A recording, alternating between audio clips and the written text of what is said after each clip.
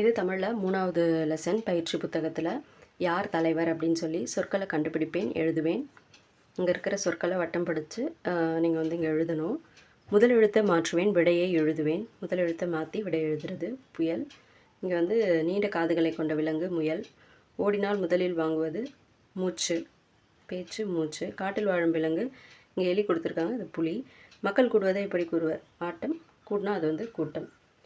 கதையை படித்து விடையை எழுதணும்.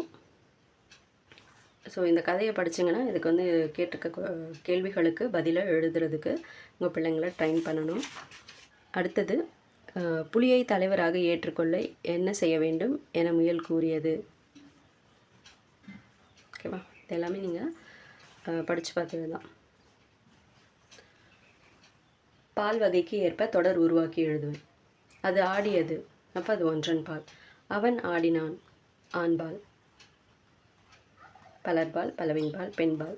பத்தியை படித்து ஆண்பால், பெண்பால், பலர்பால், ஒன்றன்பால் எழுதணும். உரிய சொற்களை தேர்ந்தெடுத்து எழுதுவேன். ஸோ இங்கே வந்து 5 சொற்கள் கொடுத்துருக்காங்க. இந்த 5 சொற்களுக்கு 5 டேஷ் இருக்குது. அதை படித்து பார்த்து எது ஆப்டாக இருக்கோ அதை எழுதணும். நபர்கள் மாறினால் நிகழ்வு எப்படி இருக்கும் அப்படின்னு சொல்லி இந்த கதையை மாற்றி எழுதணும். ஏன்னா இந்த நிகழ்வில் வந்து சிந்தாமணி மணியன் அப்படிங்கிறவன சிறுவன் வந்து சிந்தாமணியின் செல்ல விலங்கு குட்டி நாயாக இல்லாமல் பூனைக்குட்டியாக இருக்குது. அதே போல் நூலகத்தில் சிந்தாமணி சந்தித்தது தோழியாக இல்லாமல் தோழிகளாக இருந்தால் இந்த பற்றியை எப்படி மாற்றி எழுதலாம் அப்படிங்கிறது தான் இது. அடுத்தது படிப்பேன் மென்னுவேன். இது எல்லா பாடத்துலையுமே இருக்கும். ஒவ்வொரு எழுத்தாக படிக்கணும். அப்புறம் 2 எழுத்து 3 எழுத்து அந்த மாதிரி வந்து நம்ம படிக்கணும்.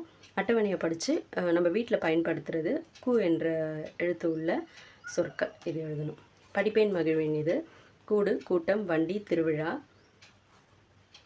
ஒரு சொல் ஆரம்பித்து அப்படியே அது வந்து 3 சொல் 4 சொல் அந்த மாதிரி வந்து போகும். படிப்பேன் சிறகடிப்பேன். ஒழிப்பேன் அறிவேன். மெத்தையை தூக்கி கொண்டு வா. மெத்தையை தூக்கி கொண்டு மொட்டை மாடிக்கு சென்றான் மோகன். மே மோ மோ. படிப்பேன் வேறுபாடு அறிவேன். தொண்டு தோண்டு, தொகை தோகை இந்த மாதிரி வேறுபாடு அறியணும். அடுத்தது மாத தேர்வு 15 மார்க்குக்கு.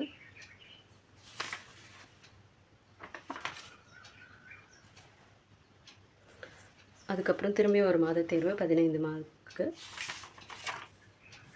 கண்டுபிடித்து எழுதுவோமா? இது என்னது? நெருப்பு கோழி. இது பனிக்கரடி. இது வரி வரியாக இருக்கு இல்லைங்களா? ஸோ வரி குதிரை. இது தண்ணி யானை, நீர் யானை. இந்த மாதிரி எழுதணும். எடுத்துக்காட்டு இங்கே வந்து பாருங்கள், இதை வந்து ஒரு வானலாக மாற்றிருக்காங்க. அப்போ இந்த மாதிரி இருக்கிறத என்னவா மாற்றலாம் அப்படின்னு சொல்லி மாற்றிருக்காங்க. யாருக்கு எந்த பரிசை தரலாம்? ஸோ இதோட நம்மளுக்கு 3rd லெசன் முடிஞ்சுது. அடுத்தது நம்ம பார்க்க வேண்டியது வந்து முளைப்பாரி 4th லெசன் பார்க்கலாம்.